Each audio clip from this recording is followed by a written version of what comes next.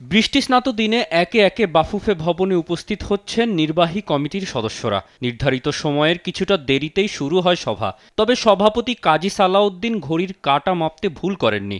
মেয়াদকালীন শেষ সভা বলে কথা। প্রায় আড়াই ঘন্টার বৈঠক শেষে সভায় আলোচিত মূল বিষয়গুলো তুলে ধরেন কমিটির সদস্য সত্যজিৎ দাস রূপু।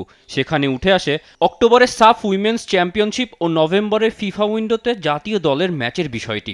মহিলা সাফে বাংলাদেশ অংশগ্রহণ করবে।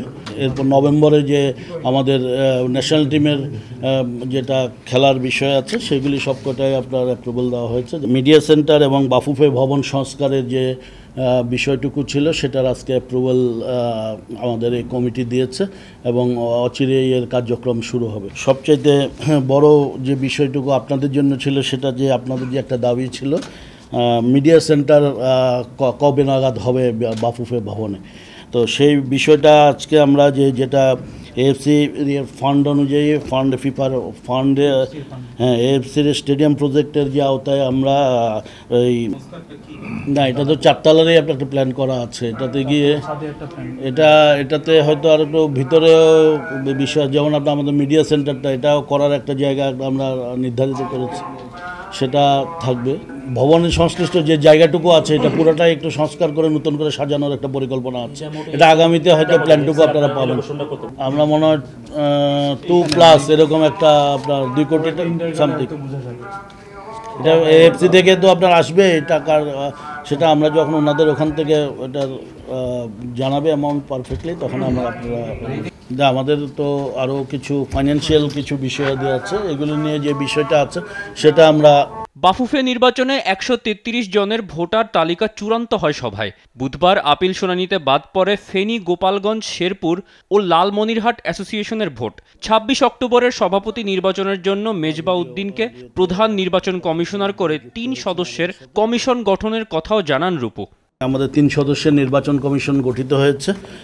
জনাব মেজবা উদ্দিন আহমেদ হচ্ছেন আমাদের প্রধান নির্বাচন কমিশনার। তো যে নির্বাচনগুলি অনুষ্ঠিত হয়েছে সেই নির্বাচনগুলি উনি খুব সুচারুরূপে পরিচালনা করেছেন। ওনার উপরে সবাই কনফিডেন্ট ছিল বিদায় তাকে আবার পুনরায় প্রস্তাব করা হয়েছে এবং বোর্ড সেটা সম্মতি দিয়েছে। প্রপোজাল আসছে ওনার উপরে সবাই আগের, যেহেতু এখানে অনেক বোর্ড বলছে যে উনি আগের বিষয়টাতে যেটা আগের নির্বাচনগুলি উনি ভালোভাবে কন্ডাক্ট করেছেন, যার জন্য ওনার উপরে সবাই আস্থা রেখেছেন বিদায় বা বিকল্প নাম নিয়ে আলোচনা। আমাদের মনে হয় 137 জনের মধ্যে থেকে আপনার 133 জন হয়েছে। 139 জনের বিষয় ছিল, 2 জনের কিন্তু আপনার আগেই এটা তার বিষয়টা সমাধান হয়ে গিয়েছিল। এরপরে গতকালকে যে আপিল ছিল বা শুনানি ছিল সেখান থেকে 4 জনকে আপনার যে আপিল যে শুনানির যে বোর্ড ছিল তারা বিভিন্ন কারণে পর্যালোচনা করে তাদেরকে স্যাংশন দিয়েছেন। নির্বাচন কমিশন আজকে গঠিত হলো। ওনাদেরকে আমরা আমাদের এই যে আজকে বোর্ডের থেকে অ্যাপ্রুভ হয়েছে এটা আমরা ওনাদেরকে অবহিত করব। নির্বাচন কমিশন আপনার সভা ডাকবেন, ডেকে উনি তারপর ওনার কার্যক্রমটা আপনাদের কাছে ব্রিফ করবেন। আসন্ন নির্বাচনে অংশ নেবেন না বর্তমান সভাপতি কাজী সালাউদ্দিন। মেয়াদের শেষ সভায় সবার উদ্দেশ্যে রেখেছেন এক আবেগঘন বার্তা। বোর্ড মিটিংটা শুরু করেছে উনি ওনার প্রারম্ভিক যে সম্ভাষণটা ছিল উনি সেখানে এটা উপস্থাপন করেছিলেন, কিন্তু মিটিংয়ের বিভিন্ন আলোচনার পরিপ্রেক্ষিতে আরেকটা মিটিং হওয়ার বিষয় ছিল তৈরি হয়েছে, যেটা আমরা হয়তো অ্যাপ্রুভাল হয়নি বিদায়। কিন্তু উনি শুরুতেই উনি বলেছেন যে আমি দীর্ঘ সময় ছিলাম, এই দীর্ঘ সময়ে আমি শুধু একটা জিনিসই বুঝি, সেটা হচ্ছে ফুটবল। আমার অন্য কোনো কিছুর সাথে সংশ্লিষ্টতা নেই। তো আমি ফুটবলের জন্য কাজ করার জন্য চেষ্টা করেছি।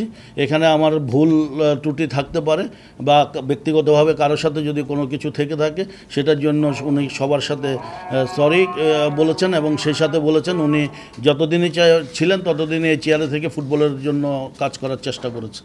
তৌসিফুল হাসান, দেশ টিভি, ঢাকা।